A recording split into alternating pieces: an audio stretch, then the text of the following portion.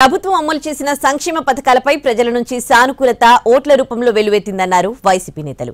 అయితే తొందరపాటు నియామకాల వల్లే హింసాత్మక ఘటనలు జరిగాయన్నారు. ప్రభుత్వ వ్యవస్థలను మేనేజ్ చేసే కుట్రలో చంద్రబాబు బిజీగా ఉన్నారని ఆరోపించారు. విశాఖ వేదికగా సీఎం జగన్ ప్రమాణ స్వీకారం చేయడం ఖాయమంటున్నారు వైసీపీ నేతలు. ప్రజాభిమానం ఓట్ల రూపంలో వెల్లువెత్తిందని చెబుతున్నారు.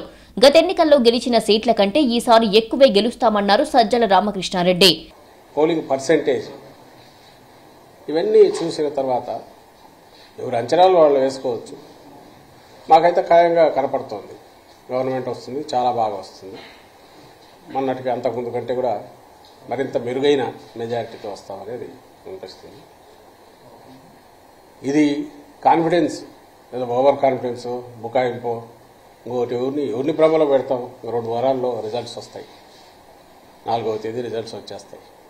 కాబట్టి ఎవరిని భ్రమలో పెట్టే లేదా మా కార్యకర్తలకో పార్టీకో వాళ్ళల్లో కాన్ఫిడెన్స్ నింపి ఇచ్చేయాల్సిన అవసరం కూడా లేదు. తొందరపాటు నియామకాల వల్లే హింసాత్మక ఘటనలు జరిగాయన్నారు బొత్స. అధికారులను నియమించేటప్పుడు వాళ్ల పూర్వాపరాలు తెలుసుకోవాలన్నారు. ఎక్కడ అధికారులను మార్చారో అక్కడే హింసాత్మక ఘటనలు జరిగాయన్నారు. అధికారులు నిష్పక్షపాతంగా వ్యవహరించాలని సూచించారు బొత్స. ఎలక్షన్ కమిషన్ ఎవరైతే నియమించిందో ఒక అధికారిని, ఓ రిటైర్డ్ పోలీస్ ఆఫీసర్ని లా అండ్ ఆర్డర్ సంబంధించి పర్యవేక్షించాలి. ఆ అధికారి ఏకపక్ష నిర్ణయం తీసుకోవడం వల్ల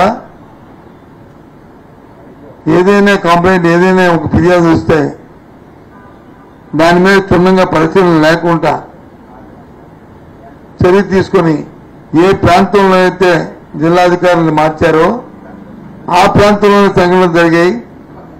జరిగిన సంఘటన పట్ల ముందు కానీ వెనక్కి కానీ దాని మీద ఆలోచన చేయలేదని చర్యలు తీసుకోలేదని చెప్పాం. వ్యవస్థలను మేనేజ్ చేసే కుట్రలో చంద్రబాబు బిజీగా ఉన్నారన్నారు వైసీపీ రాష్ట్ర కార్యదర్శి లేళ్ల అప్పిరెడ్డి.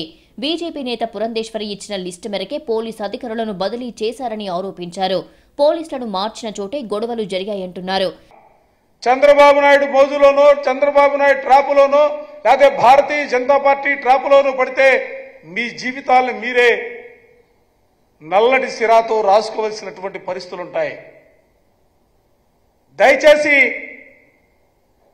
ప్రజాస్వామ్యబద్ధంగా పనిచేయడానికి ఆలోచన చేయాలి తప్ప ఏదో ఆ పార్టీలు చెప్పాయనో ఆ నాయకులు చెప్పారనో. రాష్ట్రంలో జరుగుతున్న హింసాకాండపై వైసీపీ నేతలు ఆందోళన వ్యక్తం చేస్తున్నారు. ఓటమి భయంతో కూటమి నేతలు ఇలాంటి ఘటనలకు పాల్పడుతున్నారని ఆరోపిస్తున్నారు.